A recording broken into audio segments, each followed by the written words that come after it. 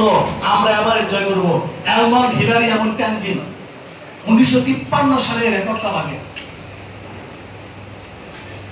এই দুজন ব্যক্তি 1953 সালে এভারেস্ট জয় করে।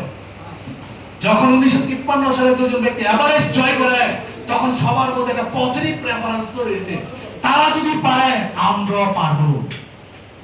প্রশ্ন হচ্ছে brother, thousands of climbers reach the summit of Everest and create new record।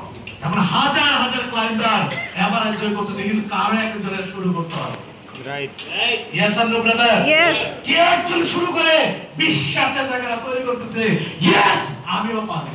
Yes. Yes yes yes or no brother? Yes. এই বিশ্বাসের লেভেলটা দরকার।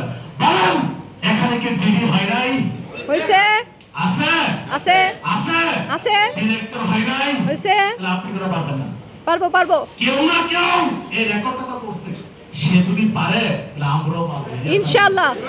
কি পারবো আমরা? ইনশাআল্লাহ। এই জন্য বললাম ব্রাদার, কোন মানুষ 4 মিনিটের কম সময়ে 1 মাইল দৌড়াতে পারবে, এটা ছিল প্রাচীন বিজ্ঞানের ধারণা ছিল। কোন মানুষ 4 মিনিটের কম সময়ে 1 মাইল দৌড়াতেই পারবে না, এটা প্রাচীন বিজ্ঞানের ধারণা ছিল। 4 মিনিটের কম সময়ে 1 মাইল দৌড়াতেই পারবে না। এই রেকর্ডটা কেউ ভাঙে, সেটা হচ্ছে রজার ব্যানিস্টার, ইংল্যান্ডের। উনি 6 মে 1954 সালে 3 মিনিট 59.6 সেকেন্ডে এই রেকর্ড ভেঙে ফেলেন। যখন এই রেকর্ড ভেঙে ফেলে, দেখেন পরবর্তীতে আরো 40 জন এই রেকর্ড ভেঙে ফেলেছে। ব্লিড কতজন? 40 জন। 40 জন। পরবর্তী 4 বছর রেকর্ড ভেঙেছে 40 জন। কারণ কেন? সবার মধ্যে একটা পজিটিভ রেফারেন্স তৈরি হয়েছে। 19% জন। Yes and no? ইয়েস। এই জন্য বললাম হেলো ব্রাদার, ক্রিকেট বিশেষজ্ঞদের ধারণা ছিল এক দিনের ক্রিকেটে কারো পক্ষে ডাবল সেঞ্চুরি করা সম্ভব না। 50 ওভারে কোন ক্রিকেটারের কি করা সম্ভব না?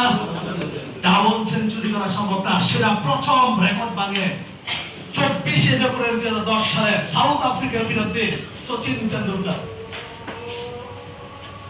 আজান দিচ্ছে, আমরা কিন্তু অফ রাখবো। হ্যাঁ হ্যাঁ, বিরতি বিরতি।